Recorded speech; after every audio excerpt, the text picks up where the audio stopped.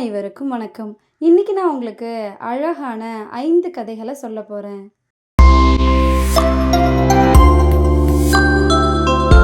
காட்டில் வாழ்ந்து வந்த முயலுக்கு நிறைய நண்பர்கள் இருந்தாங்களாம்.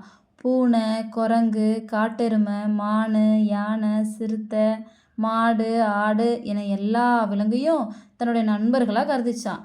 எல்லா விலங்குமே என்னுடைய நண்பர்கள் தான்னு பெருமை அடிச்சுக்கிட்டே இருக்குமா. ஒரு நாள் வேட்டை நாய்ங்கெல்லாம் அந்த முயலை துரத்த ஆரம்பிச்சுதான். உயிருக்கு பயந்து வேகமாக ஓடி போய் ஒரு மானுக்கிட்ட உதவி கேட்டுச்சான்.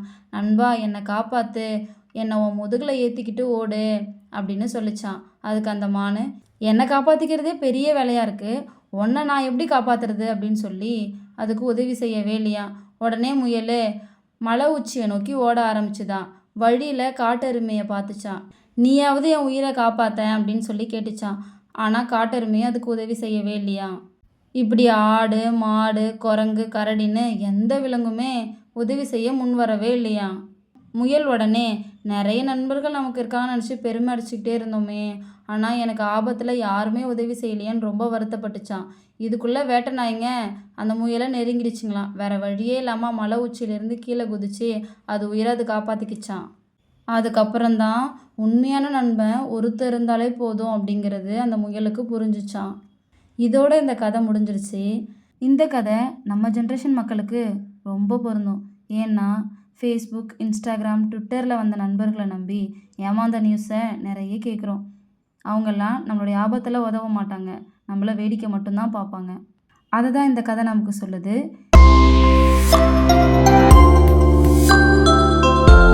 யமதர்மராஜன் ஒரு குருவியை வச்ச கண்ணு வாங்காமல் பார்த்துக்கிட்டே இருந்தாரா.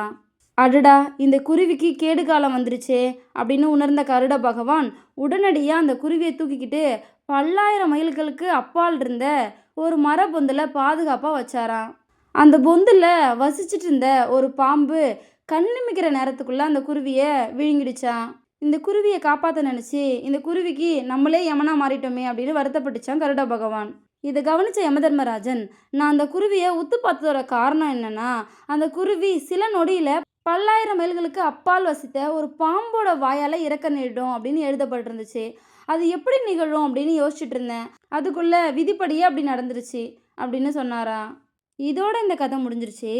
வாழ்க்கையில் என்ன நடக்குமோ அது கண்டிப்பாக நடந்தே தீரும். அதனால் அதை நினச்சி கவலைப்பட்டுட்டே இருக்காமல் வாழ்க்கையை சந்தோஷமாக வாழுங்க. அதுதான் இந்த கதை நமக்கு சொல்லுது. ஒரு நாள் ஒரு சிங்கம், ஒரு ஓநாய், ஒரு நரி, இது 3 சேர்ந்து வேட்டைக்கு போச்சிங்களாம். வேட்டையில் ஒரு கொழுத்த மான் கிடச்சிதான். சிங்கம் ஓநாயை கூப்பிட்டு பங்கு பிரிக்க சொல்லிச்சான். ஓநாயும் 3 பேருக்கும் சமமாக பங்கு பிரிச்சுதான். இதை பார்த்துட்டு இருந்த சிங்கம், காட்டுக்கே ராஜாவான எனக்கு சமமானவங்களா இவனுங்க, எனக்கு மரியாதை இல்லையா, அவங்களுக்கும் எனக்கும் சமப்பாங்க அப்படின்னு நினச்சிக்கிட்டு ஓநாயை பட்டுன்னு அரைஞ்சிருச்சான்.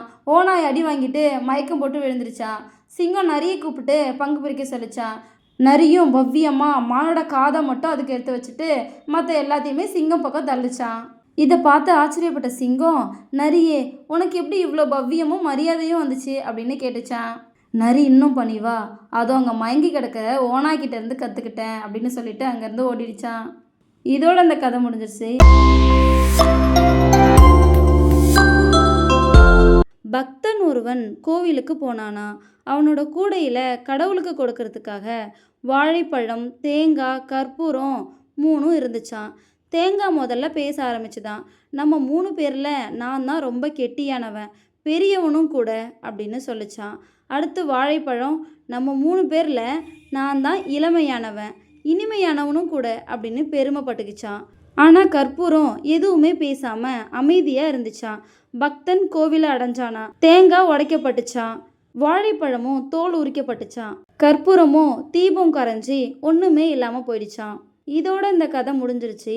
நாம் தேங்காய் போல் கர்வத்தோடு இருந்தோன்னா ஒரு நாள் கண்டிப்பாக உடைக்கப்படுவோம். வாழைப்பழம் போல் இனிமையாக இருந்துக்கிட்டு தற்பெருமை பேசினா ஒரு நாள் கிழிக்கப்படுவோம். ஆனால் கற்பூரம் மாதிரி அமைதியாக இருந்தோன்னா இருக்கிற வரைக்கும் ஒளி வீசிட்டு கடைசியில் இறைவன் அடி சேர்வோம். இதுதான் இந்த கதை நமக்கு சொல்லுது.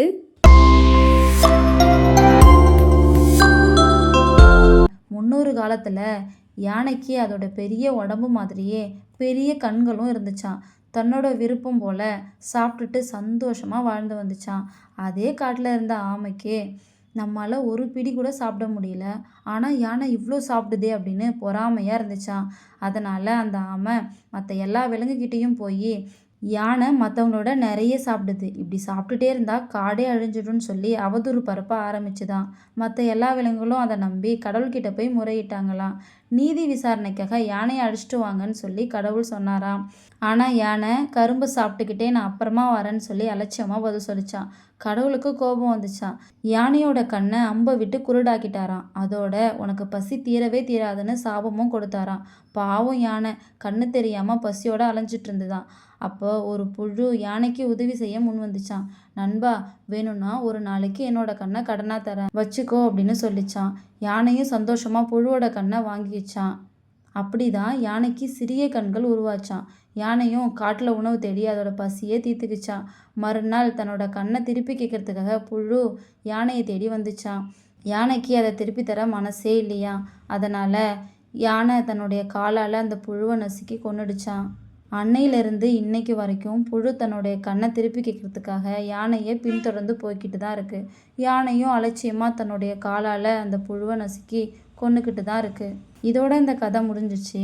நன்றி மறந்தவங்க எப்போதுமே குருடர்களாகவே நடந்துக்கிறாங்க. கொடுத்த பொருளை திருப்பி கேட்டால் கிடையாது அப்படின்னு சொல்கிறாங்க இல்லையா, அவங்களுக்கு உதாரணமாக சொல்லப்பட்ட கதை தான் இது. ஆனால் நமக்கு யாராவது சின்னதாக உதவி செஞ்சாலும் அதை மறக்கவே கூடாது. இந்த 5 கதைகளும் உங்கள் எல்லாருக்கும் பிடிச்சிருக்கும் நம்புகிறேன். இன்னும் அழகழகான கதையில் நாளை மாலை 5 மணிக்கு சந்திப்போம். நன்றி.